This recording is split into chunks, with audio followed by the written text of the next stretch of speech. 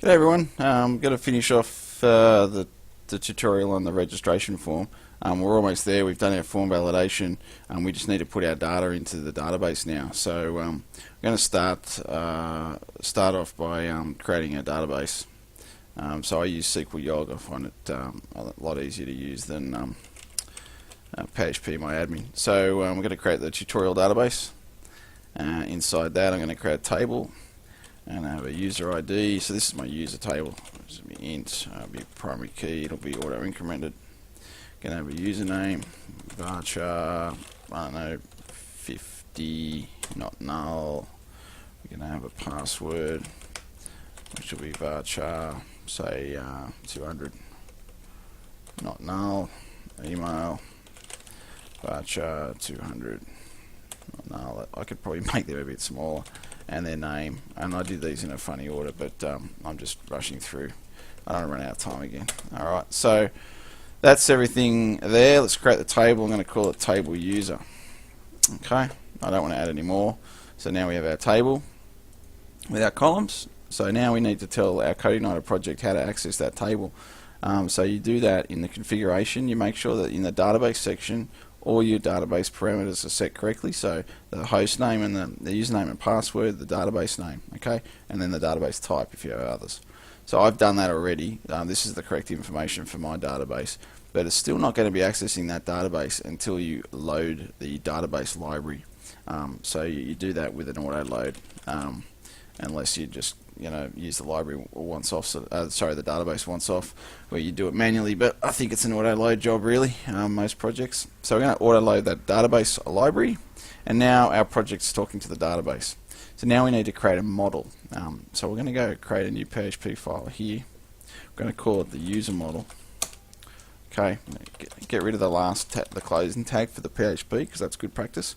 We're going to create our model, which will be a user model. And it's going to extend the model. Okay, extends, I beg your pardon. Okay, then the constructor function, so function user model again.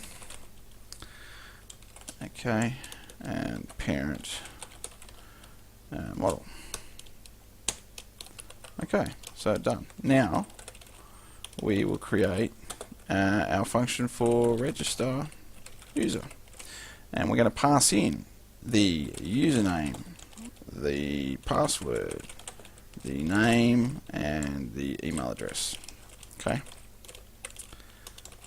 Right. So this is our function we're going to call from our controller, and it's going to do our writing to the database. So we're going to create the query string. But first, before we do that, we need to hash the password, so we need to encrypt it for when we put it into the database. So I'm going to create a SHA-1 version of the password, and I'm just going to use the PHP function SHA-1. Okay, you can obviously you can use the security helper that CodeIgniter has to do it, but I just figure it's easy enough just to do it using PHP in this case. So I do have the security helper page loaded up here just to show you. So you just load the helper, and then you do that instead of what I've just done. So replace do hash with SHA-1 or other way around. As I said, there's not really much point in doing that. So let's create the query string. So I call it query string. Okay, and I use query strings instead of the active record class or whatever it's called. But there is, you check that out on the CodeIgniter user guide. There is some good database stuff where it sort of simplifies the task of creating queries, but I like to have full control, so I do it this way. So we're going to insert into table user the username. These are the field names, password, their name, and their email address. Okay, and we're going to put in the values of question mark, question mark, question mark, question mark. Now that might look odd, but this is the way we do it, because when we actually execute the query, this db query, and the query string, so that's the query we're going to execute, and we're actually going to pass in all the values of these question marks, and this function will actually automatically strip all the nasty quotes and all that sort of stuff out of it, so that no one can do SQL injection attacks on us. So if you just have one question mark there, you can just put the field name there, okay? But if you've got more than one, then you just create an array of field values or variables to pass in. So these must match, right? So username. So the first one is username, so we're going to pass in username. The next one is password, so we're going to pass in password, but we're actually going to pass in this one instead, okay? Then the next field is name and then email, okay? So name and email. Right, now we could return, we could do another query now to return the user ID, which was auto-generated, but I'm not going to bother. I'm just going to put them in the database for now, and we can do that in the next tutorial. Alright, so making this a quick one, aren't I? I'm talking 100 miles an hour. Right, back in the controller, we need to first of all load the model, and I load that up here myself, because we're going to use it. We're going to use it a lot. So I load it up here.